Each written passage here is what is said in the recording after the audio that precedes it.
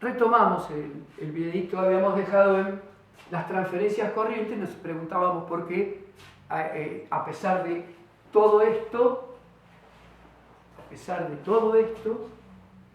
que se está gastando, ¿por qué es tan poca la variación respecto al año anterior, al acumulado de junio? Es decir, esto se vio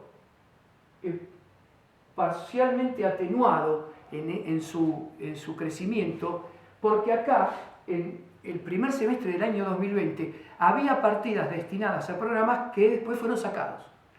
Por ejemplo, acá estaba incorporado el IFE, y el IFE fue sacado, hubo 3 IFE nada más. Creo, y si mi memoria no me falla, fueron abril, mayo y junio del 2020. Y también el ATP, que era la asignación, a ver, el nombre exacto les quiero decir, para asistencia al trabajo, empleo y producción. Digamos. Entonces también estos dos, el IFE y el ATP, justifican 207.000 millones de pesos. Es decir, hubo un gasto de 207.000 millones de pesos menor a junio de 2020 al sacar esos programas. Un ATP, que era un programa muy utilizado por las grandes empresas para subsidiar a sus trabajadores. En realidad el Estado le subsidia a los trabajadores a las grandes empresas, y no vamos a hacer hincapié en si eso era justo o era injusto, de acuerdo a qué empresa se subsidió. Eso se quedará para otra discusión, un debate en algunos de estos Zoom que hacemos, si quieren. Pero el IFE llegó a 9 millones de argentinos, de argentinas o de habitantes de nuestra patria. O sea, le resolvió esos 10.000 pesos, le resolvieron bastante el año pasado, pero después, por cuestiones de ajuste fiscal, de que parecía que con una edición de las mejores condiciones y volver a habilitar nuevas, antes de que venga la segunda etapa del COVID, que había ya sectores que no lo necesitaban porque podían ir y volver a trabajar. Entonces eso se fue sacando, y entonces todo esto hace que este incremento haya sido muy poco representativo al lado de lo que fue en junio de 2020. Fíjense que es 828.000 millones a 712.000 millones. Eso es la explicación más sencilla, y además también dentro de esto hay ingresos subsidios a bancos que no se hicieron, porque también se dejó el FONDEP, que era un fondo que subsidiaba tasas de interés para los créditos de algunas pequeñas y chiquitas empresas, y eso también se fue suspendiendo en la medida que las actividades que representaban esas empresas fueron empezando a tener actividad propia. ¿Sí? Algunos restaurantes, algunos hoteles, algunas. No obstante, tampoco la recuperación fue tan fuerte como vimos en el video de presupuesto. Por otro lado, hubo gastos de capital bastante importantes. ¿Sí? Miren, hay un incremento en la inversión real directa de 135%. Esta inversión real directa está explicado fundamentalmente por obras de infraestructura de la Dirección Nacional de Vialidad y por la construcción de hospitales modulares también. Más hospitales modulares, centros modulares de salud. Entonces, este incremento está fundamentado en eso. También hay un incremento muy fuerte en las transferencias de capital que fueron a provincias y municipios para desarrollo urbano. Estoy leyendo lo que dice el Ministerio de Economía acá. A provincias y municipios para el desarrollo de infraestructura urbana, para ampliación y construcción de salas de jardines de infantes. Bueno, programa de infraestructura municipal, Entonces, hubo una asistencia financiera muy fuerte a la empresa AISA para que hiciera obras sanitarias de cloacas y agua en el área metropolitana, que se ha visto en muchos municipios que han comenzado, y esas son más o menos los gastos más fuertes en transferencias de capital. Fíjense que a las provincias 84.000 millones de pesos se le enviaron en el 2021, respecto a los 14.000 millones del año anterior, ¿no?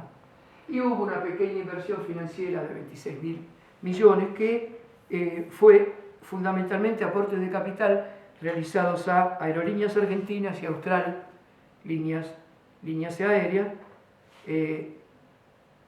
y bueno, algún pago que se hizo al Banco Mundial y todo eso. Todo esto nosotros ya sabemos cómo se calcula qué es el resultado primario, porque lo explicamos en el teórico. Fíjense que el resultado primario fue 996.000 millones de pesos a junio de 2020 y 493.000 millones de pesos a junio del 2021. ¿Cómo? ¿Cayó a la mitad? Sí, cayó a la mitad. O sea, fíjense lo importante que fue esto en cuanto a impacto fiscal, porque el resultado primario es la mitad de lo que era en el 2021. ¿Por qué pasa esto? Porque se gastó menos, se invirtió menos que en el primer momento de emergencia.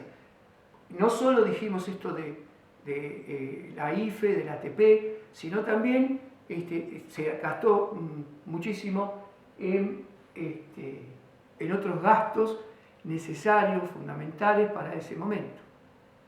Y sin embargo, todavía hay el déficit primario que tenemos a junio de 2021 es menor que el del año 2020 acumulado. En intereses, fíjense que los intereses, que es lo que diferencia al resultado financiero del resultado primario, fueron prácticamente los mismos en los 2 años, 275.000 millones de pesos. Fíjense que la variación es 1,2%, es lo mismo, casi lo mismo. Entonces, el resultado financiero, por último, que es lo que importa, fue de 1.272.000 millones de déficit en el año 2020 y 772.000 millones de déficit en el 2021. ¿Esto es bueno? ¿Esto es malo? Miren, eso va de acuerdo a cómo cada economista lo ve. Yo lo veo como lo vio determinado medio que fue Infobae y que nosotros le mandamos como trabajo práctico esa nota de Infobae y otra de Perfil para que ustedes las analizaran, y esto puede ser visto, el vaso medio lleno o el vaso medio vacío. Si vemos el vaso medio vacío, decimos, se gastó un montón de plata, mira, 772.000 millones de pesos tenemos de déficit. Pero si vemos el vaso medio lleno, y yo no hice la comparación pero se las cuento, porque otros la han hecho, hemos tenido un gasto menor que el año pasado. ¿Qué quiere decir? Que si lo tomamos en términos de Producto Bruto Interno, todavía el presupuesto de este año, del 2021, está dando un margen ¿para qué? Para incrementar los gastos, para gastar más. Y eso no es una mala noticia. ¿Por qué? Porque todavía hace falta mucho más dinero para ayudar a los sectores mucho más afectados por esta segunda ola de COVID, que fueron muy afectados incluso porque se sacó el IFE y el ATP. No estoy haciendo juicio de valor, estoy hablando de datos concretos y después, si quiere, lo discutimos en un Zoom, esto. Si está bien, eso no lo estoy discutiendo ahora. Estoy dando datos para que tengamos nosotros con qué referenciarnos cuando opinamos. Y si vemos el vaso entonces medio lleno, lo bueno es que tenemos todavía unos cuantos miles de millones para poder gastar y poder derramar, que eso es lo que hace un Estado distributivo, es tomar dinero de algún lado y distribuirlo en el otro. Nosotros tenemos un presupuesto que nos dice, bueno, en el 2021 va a tener tanto de déficit respecto al PBI. Todavía nos están quedando 2-3 puntos del PBI para gastar. Y a eso es bueno. ¿Por qué? Porque el Estado puede no solo gastar en ayuda directa, como son estas que vimos acá, tarjeta alimentar, el progresar para los chicos, o la ampliación de la AUH, sino que también puede hacer mayores gastos de capital, puede hacer mayores obras que tienen que ver con reproducción material del empleo y de la demanda efectiva. Por ejemplo, la construcción de viviendas populares, porque el Estado no hace viviendas para negociar y hacer negocios con el mercado. Las viviendas que se hacen son viviendas que tienen que ser derivadas a las personas que no tienen vivienda.